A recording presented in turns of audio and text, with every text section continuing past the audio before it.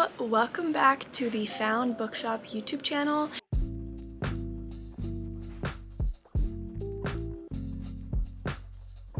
My name is Sammie. If you've never seen my face before, I am the longest employee of Found Books and Shop, and I have started doing once a month recommendation videos for you guys of some of my picks or faves of the month. Today, we're doing our August picks. I've got 3 picks for you this month. They're not as diverse as last month. They're all in a more similar vein, but that's okay.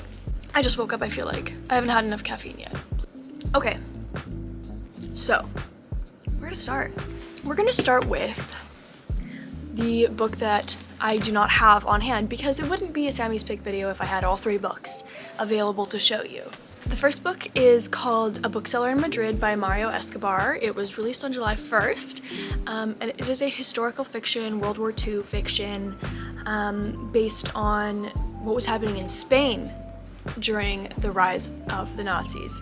One of my coworkers recommended it to me because she listened to it, and it's, eerily relevant to today's day and age, unfortunately. They were burning a lot of books, a lot of, fascism, dictatorship, military aggression and control. So with the main character, Barbara, she's a German citizen. She works in a bookstore. She has an experience where the bookstore is attacked. She ends up fleeing Germany, moving to Spain because she met a man and she ends up marrying that man. And she opens her own bookstore in Spain, focusing on German and French literature. Her husband is a politician. Tensions are rising. Bookstores are having difficulties. It's just all around a high tension time. Lots of drama ensues. Her and her husband get arrested. Her baby is stolen. All the things. It's not based on a true person, but a lot of the characters in the story were real people and did have these experiences that happened. It is a fast-paced. It's not super long. I love historical fiction.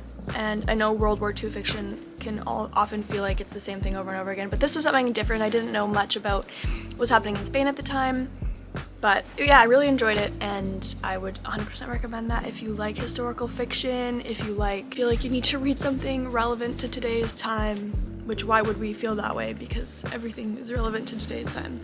Anyways, yes, that is my first recommendation. I really enjoyed it, and it was like a quick, I listened to it, it was quick, interesting, engaging, stressful, all the things. Taking a little bit of a turn, my next recommendation is, I have a story about this. So this is How to Lose a Lord in 10 Days by Sophie Irwin. It is a rom-com, a Regency era rom-com based on How to Lose a Guy in 10 Days, which, if you know anything about me, I love a Regency era rom-com, and I love old 2000s rom-com movies. So when me and my boss were at the book fair, which is when we go and chat with all of our reps from the publishers in Canada, we were speaking with our rep from Harper, and she showed us this book, and I went, I have to read. That's my book. That book is for me. And she was like, well, I can send you a copy, once it's released, or right before it's released, I can send you one, whatever. And it also has a blurb, a little comment from Taylor Jenkins Reid on the front, which, again, my favorite author ever. We all know this. So obviously, I was like, please send me a copy. And then I forgot about it. And then a couple weeks ago, this appeared in the mail, and I looked at my coworker and I was like, it's a present for me. And it was, and I loved it. It was so fun. Obviously just as cringe and hard to handle as the movie How to Lose a Guy in 10 Days, but in the best way possible. It's witty. I just loved it. I don't even know what else to say. You can see I'm laughing because I loved it so much. So Lydia, the main character, she is basically forced by her cruel aunt and uncle to become engaged to Lord Ashford because she doesn't have a title and he has a title, and he wants to marry her, and they're like, duh, you have no choice. And if you say no, we're gonna send you to your evil aunt in the middle of nowhere. So she is obviously like, okay, I can't say no. But they're not telling anyone about their engagement for 10 days because his uncle wants to announce it at a party. I don't know. So she realizes she has 10 days where nobody knows, that she can convince him to call off the engagement without harming either of their reputations. So she goes to stay with him and his cousins and friends at this house for 10 days and basically just pulls every trick in the book to make him not want to marry her. Obviously that's not how it goes, but it was so much fun. I loved every second of it, and you definitely need to pick this up if you like romance, if you like a little historical fiction, if you like old rom-coms and laughing and funny books, definitely pick this up. Also, I know these cartoon covers are controversial. I kind of love them. So I love the cover of this.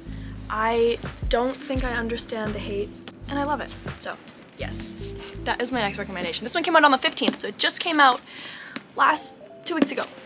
I know I said I wouldn't be recommending you books I haven't read yet, but I really just have to recommend this one.